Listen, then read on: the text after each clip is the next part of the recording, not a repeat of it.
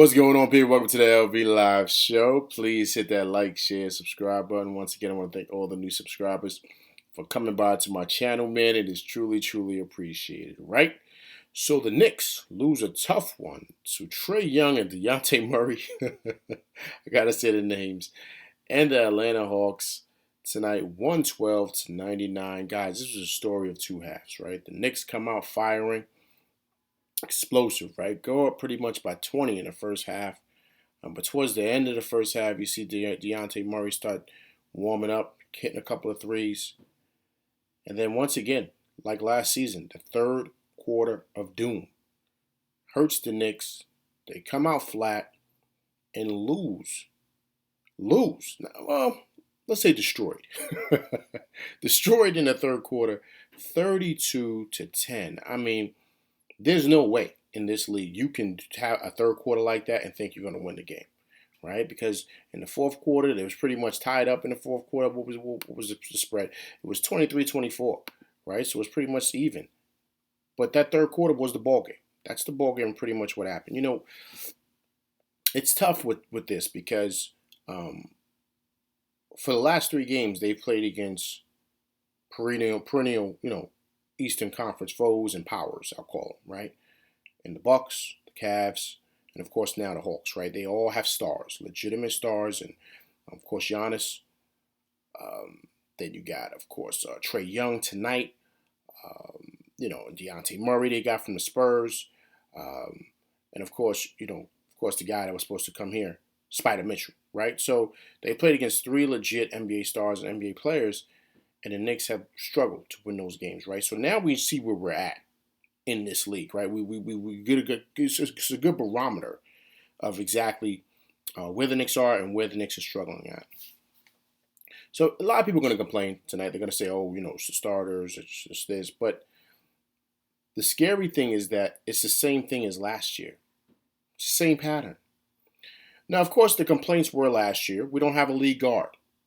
Kemba's old. We don't have a guy orchestrating the offense.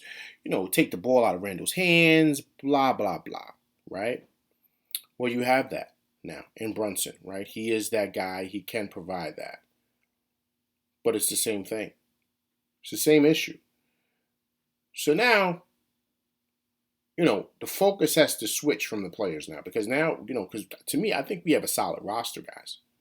I do. But we got to look at the leadership. We have to. We have to look. It's the same thing, guys. The same thing as last year with new faces. Guys got new contracts. Guys came in better shape, better ideologies, with Julius and everything. But it's the same thing.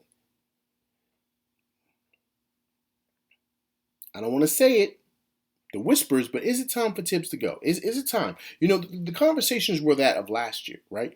That is Tibbs, it's Tibbs, it's Tibbs. Nobody's reeling Randall in. Nobody's help guiding Randall. Like all these things, right? And it came back to the coach. Now it's like the same thing. We have Brunson, but it's the same issues, guys. We're having the same issues.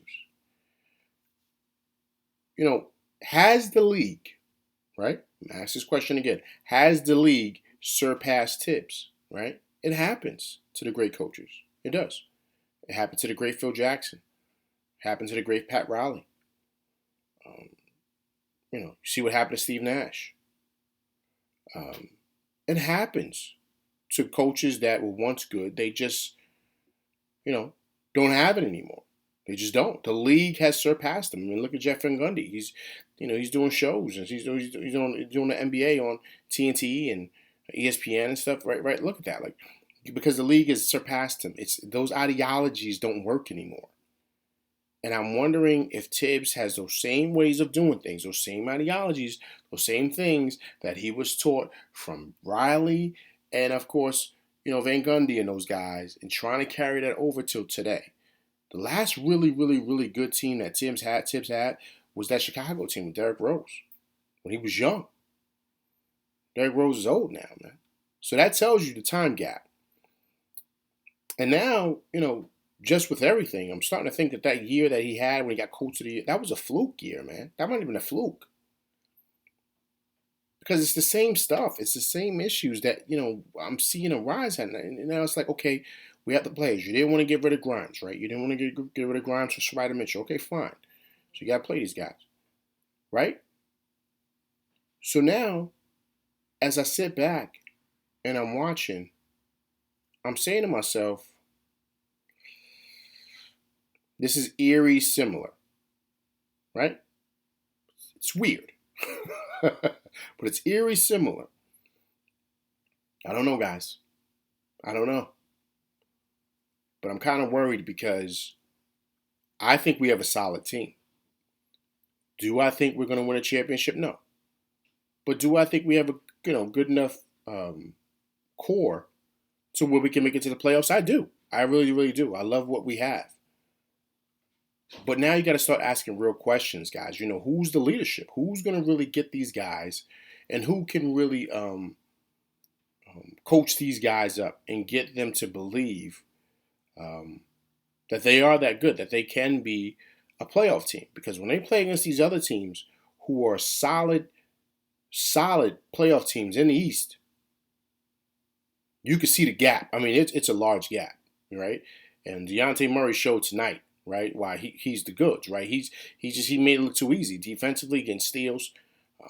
We didn't really need Trae Young tonight, but having a guard like that, I mean, everyone knows it's a guard-driven league. Period. If you have a lead guard that can score like that and defend like that, you match him up and put him with Trae Young. I mean, come on, man, look at that. Very similar to what they have over there in Golden State, right? You have Steph Curry, you have Klay Thompson, you have two guards in the backcourt that can fill it up like that. They're tough to beat, right? So, but you need the right type of coach, man. You need the right type of coach to be able to coach those guys. I think the Knicks have the pieces to be a solid contender in the East, a solid playoff team. Of course, we're missing that star, missing that piece, but I like what we have. But these last 3 games showed like, okay, we can't hold on to leads. But pretty much, just kind of, just look off at times. We don't look like we're, running a stale offense. Like, yeah, guys, listen, I'm telling you, you got to pay attention. I mean, I just think it's leadership. Tonight was totally on Tibbs. Guys coming out not being ready. That was stuff that was going on last year. It's the same stuff. The same thing. So what's the difference? What's going to change? That's something to think about. That's something to think about, guys, because, it's just not a good look. It's just not. Because watching this game, I kind of was happy that the Knicks were up, but then I was saying, okay, but the NBA is a long game. It's a long game, right? So let's see if they're able to finish strong. Because the good teams know how to start and they know how to finish, period. They know how to end games off. They know how to take teams, when they realize they got their foot on the neck of pretty much of another team, they know how to end the game. They don't take their foot off their neck, they know how to end it. And end it strong, especially if they start off the way the Knicks started.